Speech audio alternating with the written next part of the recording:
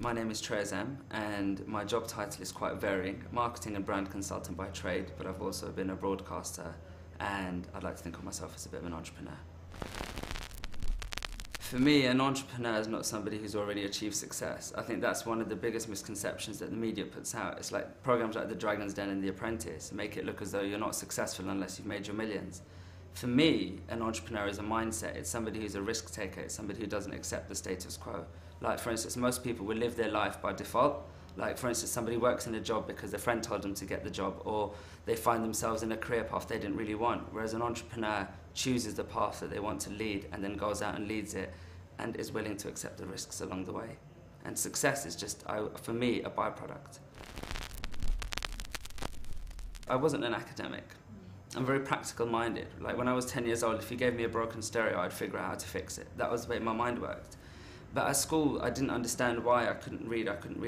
I just wasn't interested. I mean, I did A-level English and I never read a book. I just found other ways of doing things. Actually, what changed it for me in school was basketball. I met a teacher who was an ex-England coach, and he took me under his wing, and he kind of felt as though this kid's a little bit lost.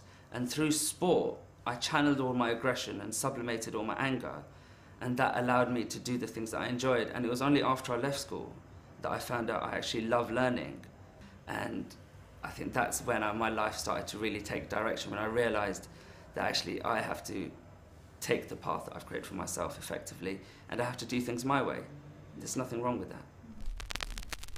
that. I've had a lot of defining moments. Most people can say like there's this one point in my life, but you see, school was a defining moment because it made me the kind of character I was. It made me a bit more resilient.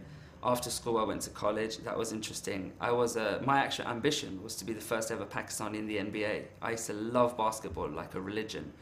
And then I broke my back and I broke my legs in a car accident and I couldn't play anymore. So then that was the first time I told myself, all right, you need to reassess your dreams. And that's when I went wholeheartedly into the family business. And I spent 4 years in that business. We had a turnover of about 2 million a year. Life was good. I was living in Miami. Then at 22, I came back to the UK and we went bankrupt because bad things happened. The economy changed and we got cheated out of a substantial amount of money in the States. That put us back to zero. My family left basically me and my wife, and I started again. So I've had a few kind of ups and downs in my life, a few interesting periods. But like you say, it's not the circumstance that makes the man, it's the circumstance that reveals man to himself. So it's always been through the tough points that I've actually been able to turn it around and go even higher than I started off. It's all about accepting failure and moving on from it. I'm not one of these philanthropist types, but I do believe that you can't die with what you've earned. So for me, a big ambition is to be able to earn a substantial amount in order to kind of filter that back. Because I do believe in the circle of money rather than holding it up. Because when you've had money and you've lost money, you realise that actually it wasn't money that made you happy in the first place. See, I went from being a 20-year-old who had my own flat in Miami, I had a bike, I had 2 cars, I had no shortage of cash.